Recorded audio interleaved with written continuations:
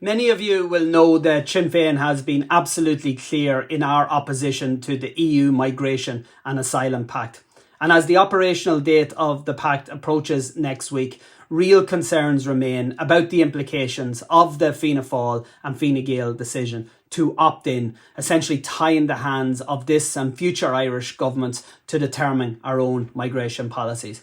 And I just wanted to thank everybody who has been emailing or messaging or phoning me about this issue in recent days, and to state categorically that from the very beginning, Sinn Féin have made it clear that it is not in Ireland's interests to sign up whole scale to the EU's Asylum and Migration Pact. It's our absolute position, and we've said this time and again, that we should retain sovereignty over these matters. And that's why we have voted against this pact at every single opportunity in the Dáil, in the Seanad and in the European Parliament. Because it's our view that it was a serious mistake for Fianna Fáil and Fine Gael to opt into the pact. It was the wrong decision to hand over powers on migration to the European Union.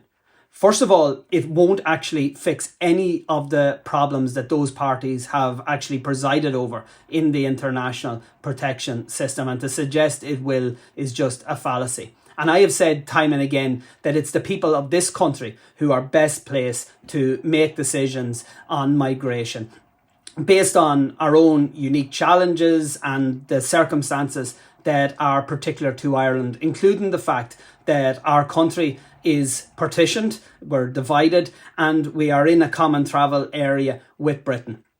These things can't be ignored, but they have been ignored by this pact. Indeed, questions around how the pact will actually interact with the common travel area have just been unanswered. We've put them to ministers time and time again, and they simply haven't got an answer. And of course, the best way to manage migration is to do so on an all-Ireland basis. It's just another reason why we have to advance Irish unity. From the outset, from the very start of this process, the government parties have ignored the concerns around Irish unity, the very significant implications of handing power on migration over to the European Union. And I believe that the consequences of this are going to become very clear in the years ahead. Throughout the passage of the International Protection Bill, this is the bill that has come through huge process in the Dáil, but it gives effect to the decisions to sign up to the EU Migration and Asylum Pact. And Sinn Féin restated our opposition in the first instance to sign up to the pact.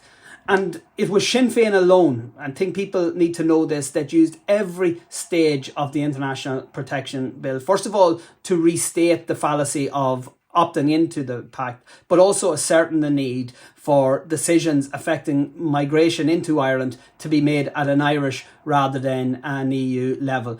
Anybody, I think, who reads the Dáil record will see the detailed scrutiny that we give at every single stage. So the first stage of the International Protection Bill was in the Oireachtas Committee on Justice, Home Affairs and Migration. I chair that, and I dealt with the pre-legislative scrutiny, and I secured cross-party agreement for the inclusion of a demand in our scrutiny report on the bill for the government to reconsider opting in to the entirety of the EU Migration and Asylum Pact. That was cross-party agreed, but unfortunately the Minister for Justice and the government have completely ignored this recommendation that came from one of their own Oireachtas committees. And throughout the passage of the International Protection Bill, which, as I say, is the legal underpinning of the pact, Sinn Féin opposed the bill and the pact. But we also tabled multiple amendments to protect Irish sovereignty. Unfortunately, these were rejected by Fianna Fáil, Fine Gael and independent TDs. And also, unfortunately, other opposition parties, including the Intu, including Independent Ireland, were largely absent from the Dáil debates on this legislation. They didn't meaningfully engage at any stage of the process. They didn't submit a single amendment to protect Irish sovereignty or to fix the asylum system. It was largely left to Sinn Féin to bring forward those proposals. What we do know is that the international protection system here in Ireland is dysfunctional. Decisions take far too long, appeals are taking too long, deportation orders aren't enforced. In fact, government ministers have admitted that in many cases they don't even know whether somebody that's subject to an order has even left the country or not.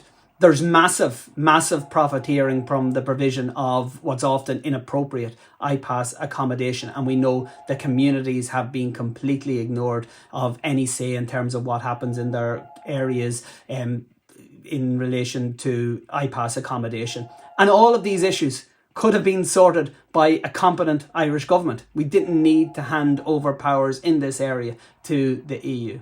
So I know there is rightfully huge public concern as the operational date for the EU pact approaches, and people are calling for Ireland to now opt out. And I want to say that Sinn Féin will support any mechanism that seeks to reverse the decision to lock us into the Migration and Asylum Pact. Although, honestly, I have to say this is going to be challenging, as ultimately Fianna Fáil and Fine Gael have signed us up to a pact that we never needed to join, and we know that they will block any Dáil proposal in this regard.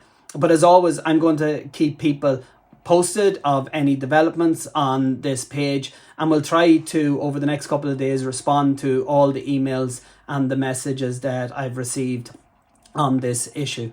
But finally, and I'll finish on this, I want to say that we are going to continue to demand that decisions on migration are made by the representatives of the people of this country, based on our own needs and our own circumstances, and not at the diktat of the EU or any outside forces. Am Orliv.